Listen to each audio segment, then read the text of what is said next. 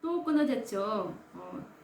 또, 이 문자가 또 왔네요. 예, 이제 이것에 우리가 좀 익숙해져야 될 것 같다는 생각이 듭니다. 제가 또 계속 말씀을 이어보도록 하겠습니다. 그 전편을 이어서 꼭 봐주세요. 이것은 이어서 봐야 되는 것이기 때문에 제가 또 이어보도록 하겠습니다.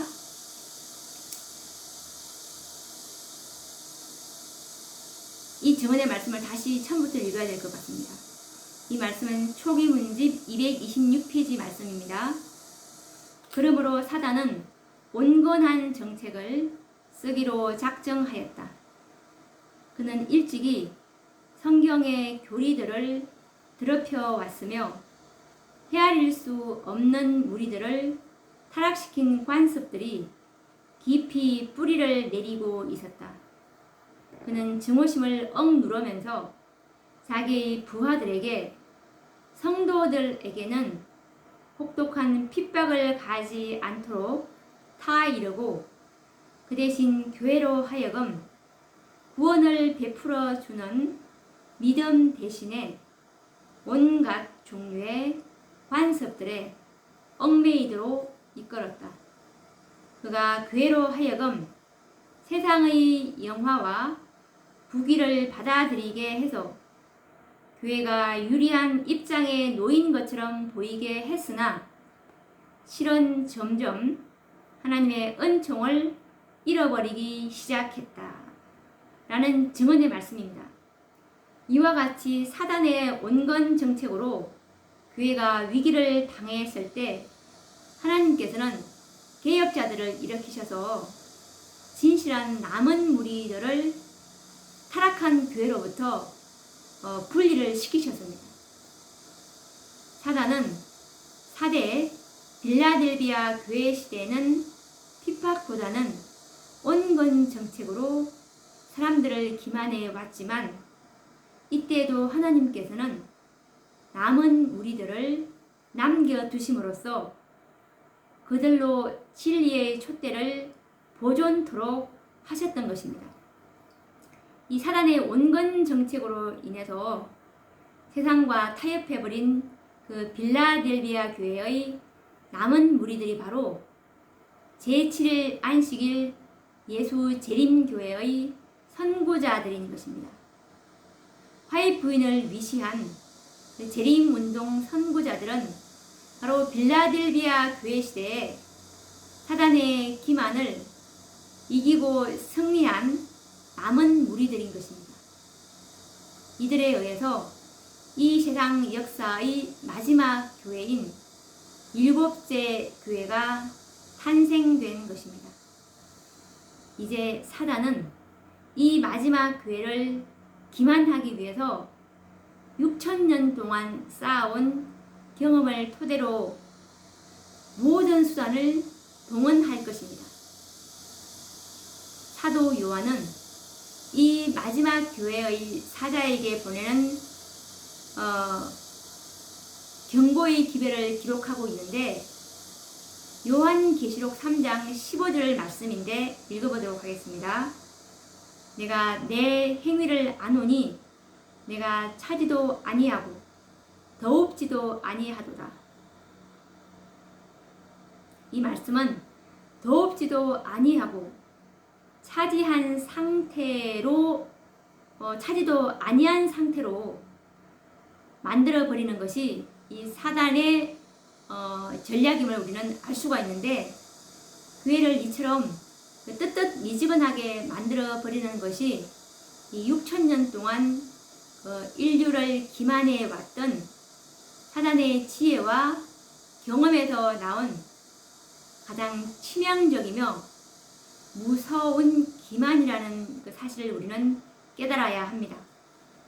사단은 이 마지막 교회를 무너뜨리기 위해서 모든 수단과 방법을 사용할 것이며 그가 쓰지 않고 남겨둔 기만 정책은 더 이상 없을 것입니다. 왜냐하면 지금 사용하지 않는다면 더 이상 사용할 수 있는 기회가 영원히 사단에게는 주어지지 않을 것이라는 것을 사단은 잘 알고 있기 때문입니다. 어떤 사람들은 이렇게 말하기도 합니다. 더운 것보다는 오히려 차가운 것보다는 미지근한 것이 더 낫지 않을까라고 말을 하는데, 그러나 그것은 사단의 기만입니다. 사단은 모든 교인들이 그렇게 생각하도록 유도할 것입니다. 왜냐하면 그러한 상태는 하나님께서 결코 인정하실 수 없다는 사실을 사단은 잘 알고 있기 때문입니다. 한번 우리가 예화를 들어보도록 하겠습니다. 이 농사를 짓는 사람이 씨를 뿌릴 때와 자라날 때는 거름을 많이 줍니다. 왜냐하면 그래야만 많은 결실을 얻을 수가 있기 때문인데요. 그런데 이 꽃이 피고 열매가 결실할 때가 되면 전혀 농부는 거름을 주지 않습니다. 왜냐하면 이 결실기에는 거름을 주지 않는 것이 이 농부들의 지혜인데요. 마찬가지로 이 복음의 농사에도 마찬가지로 적용할 수가 있는데,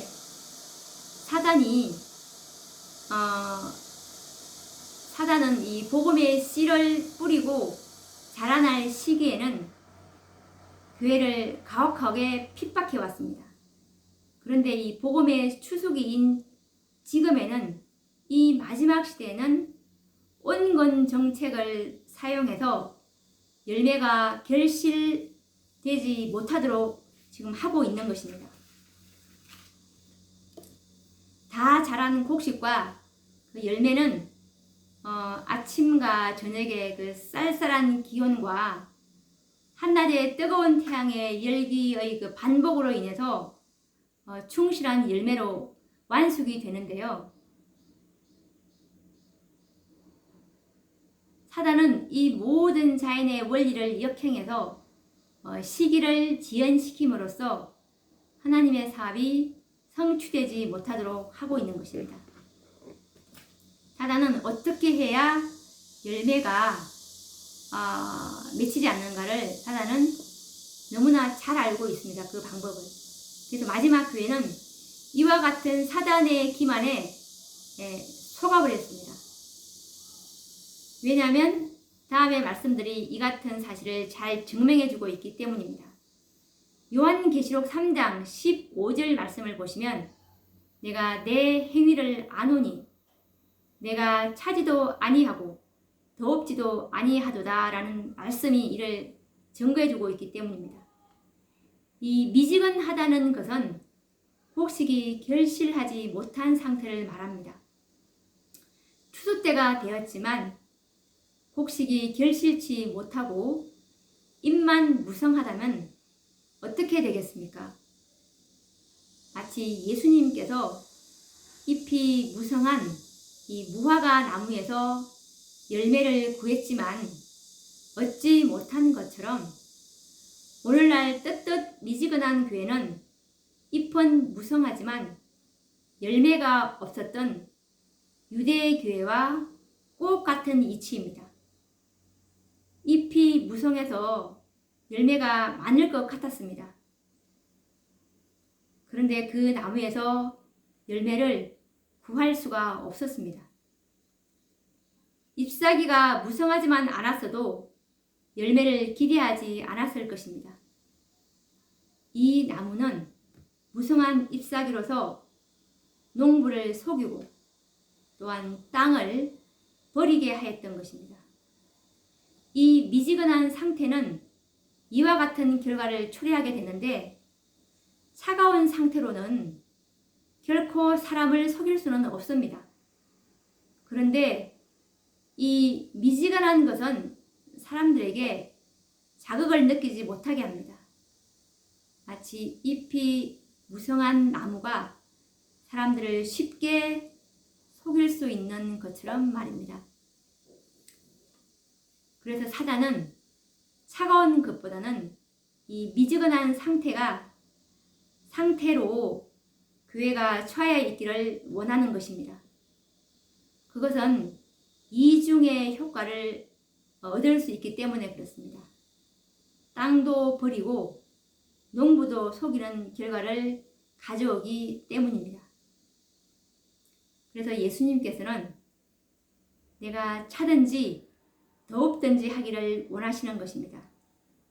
그러면 오늘날 교회는 어떻습니까? 인만 무성하지 않습니까? 나는 부자라 부요하여 부족한 것이 없다.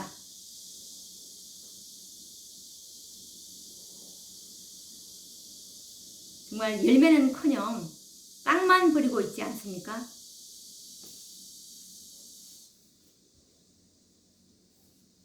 이와 관련된 증언의 말씀을 읽어보도록 하겠습니다. 가려뽑은 기별 1권 180페이지 말씀입니다. 라오디게아 교회의 상태처럼 미지근하고 부자라 부요하고 부족한 것이 없다고 여길 때 사단의 목적이 성취되는 것이다. 이 말씀처럼 사단의 목적이 성취되는 때는 바로 정말 이 미지근해서 부자라 부요하고 부족한 것이 없다. 이렇게 느낄 때가, 이렇게 교인들이 여길 때가 사단의 목적이 성취되는 것이라고 합니다. 이와 관련된 또 다른 증언의 말씀은 교회 증언 3권 252페이지 말씀입니다. 참된 증인의 기별은 하나님의 백성들이 슬픈 기만, 곧 확실한 기만 가운데 있음을 증거하고 있다. 저들은 자기들의 상태가 하나님 보시기에 비참하다는 것을 알지 못하고 있다. 여기서 저들은 라오디게아 교회를 대표하는 제7일 안식일 예수 재림교회를 말하는 것입니다. 이 재림교회의 상태가 지금 사단의 기만 속에 빠져 있고, 그리고 하나님 보시기에는 저들이 나는 부자라 부요하여 부족한 것이 없다고 하지만 예수님 보시기에는 비참하다는 것을 말씀하고 계십니다. 그리고 이와 관련된 또 다른 증언의 말씀은 교회 증언 1권 188페이지 말씀입니다. 미지근한 신앙 고백자들이 주님의 이름을 결코 부르지 않았을 것 같으면 그분께 훨씬 더 큰 기쁨이 되었을 것이다. 그들은 예수님의 성실한 추종자가 되고자 하는 사람들에게 계속적인 짐이 된다. 그들은 불신자들에게 거치는 돌이 되고, 악한 천사들은 그들을 크게 기뻐하고 그들의 잘못된 길을 보고 하나님의 천사들을 비웃는다라는 말씀입니다.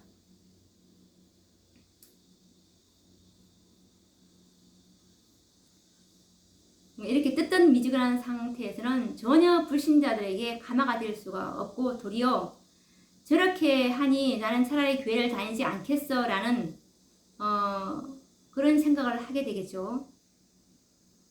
그리고 화이트서 요한계시록 3장 15절 말씀을 보시면 절반만 마음을 바친 그리스도인은 불신자보다 더욱 나쁘다.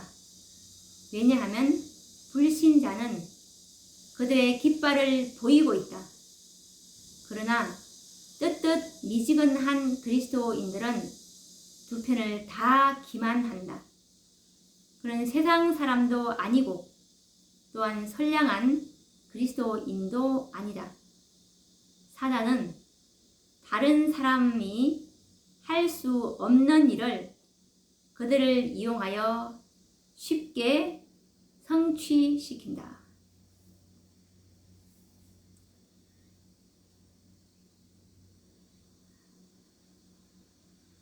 사단이 이용하고 있는 매개자들은 바로 반만 마음을 바친 거짓 그리스도인들을 이용해서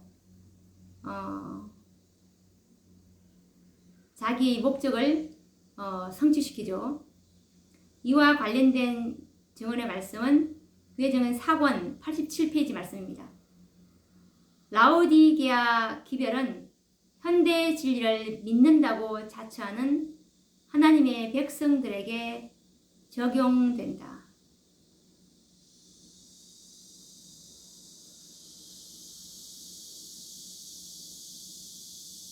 이 라오디게아 기별은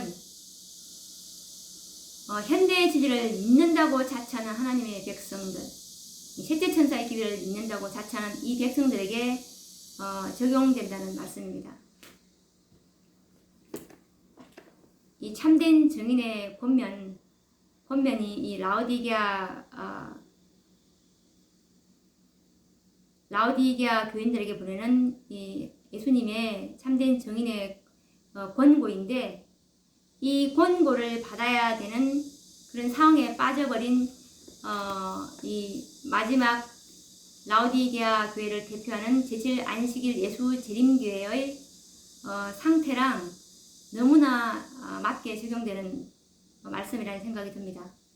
이상과 같은 말씀들을 볼 때 슬픔을 금할 수가 없는데요. 왜냐하면 2300주야의 예언은 성취되고 그로 말미암아 성소를 정결케 하는 사업은 시작되었지만, 이와 같은 사단의 기만으로 말미암아 하나님의 계획하신 바 성소를 정결케 하시는 사업이 지연되고 있기 때문입니다.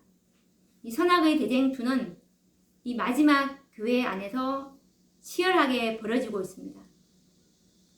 성경은 에베소, 서머나, 버가모, 두아디라, 사데, 빌라델비아, 라오디게아 이 7교회가 모두 다 사단의 기만에 빠질 것을 이미 보여주셨습니다. 마지막 교회인 이 라오디게아 교회 역시도 사단의 온건 정책에 의해서 차지도 아니하고 더럽지도 아니한 교회가 되고 말았습니다. 차지도 아니하고 더럽지도 아니한 상태는 사단이 가장 효과적으로 활용할 수 있는 상태라는 것을 우리는 배웠습니다. 세상도 속이고 진실한 백성들도 속일 수 있기 때문인데요. 이 얼마나 무섭고 두려운 기만입니까? 속고 있으면서도 속은 줄 모르는 그 상태, 이것보다도 더 완전한 다른 기만이 또 어디에 있을까요? 이와 관련된 증언의 말씀, 교회의 증언 3권 252페이지 말씀입니다. 전적으로 잘못되었는데 옳다는 확신을 갖는 것보다 인간의 마음에 더 큰 기만이 있겠는가? 라오디게아 교회 백성들이 슬픈 기만에 처했지만 정직한 마음으로 기만당하고 있음을 알지 못한다 라는 말씀입니다. 이 백성들이 기만을 당했지만 그들이 기만을 당하고 있다는 사실도 모르고 있다는 말씀이죠. 이와 관련된 또 다른 증언의 말씀은 그의 증언 5권 217페이지 말씀입니다. 교회는 그 지도자 되시는 그리스도를 따라가는 것으로부터 돌아서서 애굽을 향해 꾸준히 돌아가고 있다. 그러나 놀라거나 경악하는 자들은 거의 없다. 정말 감각이 무뎌져서 영적으로 태보이는지 본인들이 알지 못하고 있는 그런 상황이죠. 정말 애굽으로 예수님을 따라서 쭉 하늘 도성을 향해서 전진해야 되는데 돌아서서 애굽을 향해서 퇴각을 해도 알지 못하고 있는 상황. 너무나 오랫동안 그 기만을 당하고 있으면 이런 상황이 되는 거죠. 사단은 백성들이 알지 못하는 사이에 교회를 암암리에 타락시키고자 노력하고 있습니다. 이와 관련된 증언의 말씀은 실물교훈 414페이지 말씀입니다. 그의 활동은, 여기서 그는 사단입니다. 그의 활동은 마지막 날에 급속도로 증가하는 어둠과 오류와 이단과 미혹으로 명백해지고 있다.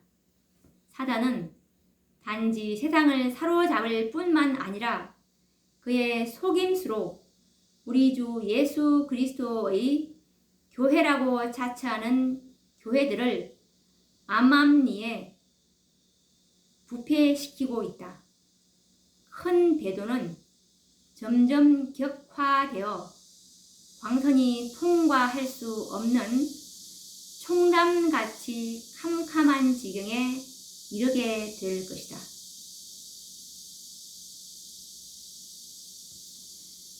이것이 선자께서 계시로 보신 말씀인데요. 여기서 그리스도의 교회라고 자처하는 교회들을 암암리에 부패시키고 있는데 이 큰 배도가 나중에는 정말 총담같이 캄캄한 지경에 이르게 될 것이라는 말입니다. 그러니까 하나님에 대한 그 지식을 받았던 것도 이제 거의 다 잊어버리게 되는 그런 상황까지 가서 그들의 빛이 점화되는 것이 아니라 오히려 더 점점 더 퇴보되어가는 그런 그리스도의 교회들이 될 것이라는 그 계시의 말씀을 하고 계십니다. 얼마나 정말 두려운 말씀입니까? 하나님의 교회를 광선이 통과할 수 없는 총담같이 캄캄한 지경으로 만들어 버릴 것을 예언하신 말씀입니다. 어떤 방법으로 그렇게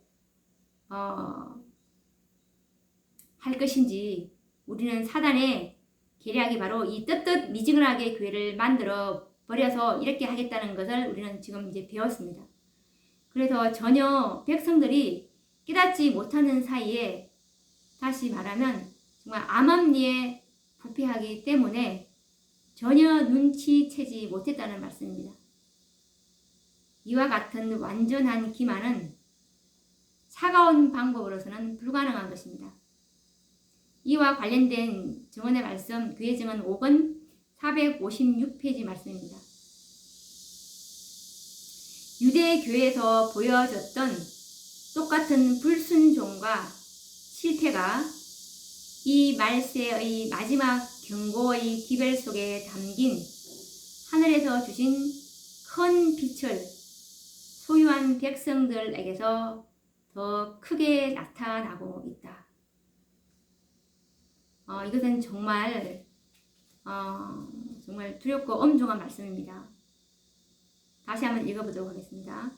유대 교회에서 보여졌던 똑같은 불순종과 실패가 이 말세의 마지막 경고의 기별 속에 담긴 하늘에서 주신 큰 빛을 소유한 백성들에게서 더 크게 나타나고 있다.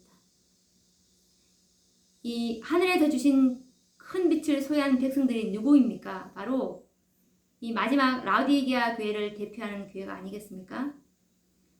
유대 교회의 실패보다도 더 큰 실패의 조짐이 바로 이 마지막 백성들에게 나타나고 있다고 이 지금 증언의 말씀은 기록하고 있습니다.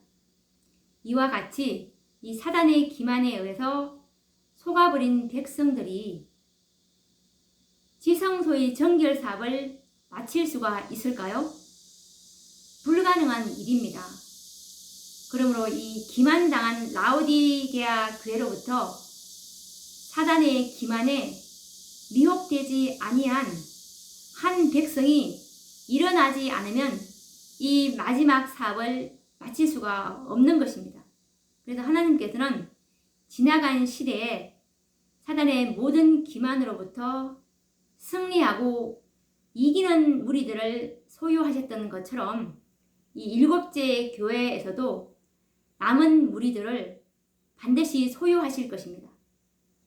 하나님께서는 선악의 대쟁투에서 승리하기 위해서 반드시 이 마지막 시대에 남은 백성을 일으키셔야 합니다.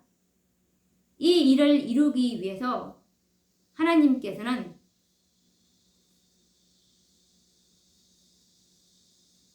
이 땅에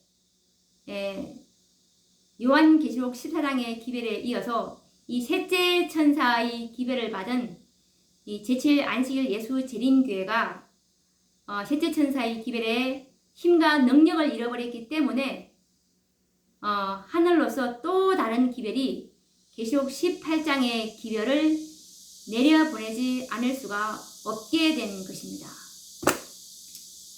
오늘은 정말 한 편을 준비하는 데 있어서 이렇게 3번이나 코로나 안내 문자가 왔지만 가까스로 끝냈습니다. 양해해 주시고 좀 부분 영상을 보시더라도 이해해 주시고 이 말씀을 끝까지 우리가 이 구속의 경륜을 끝까지 들어보신다면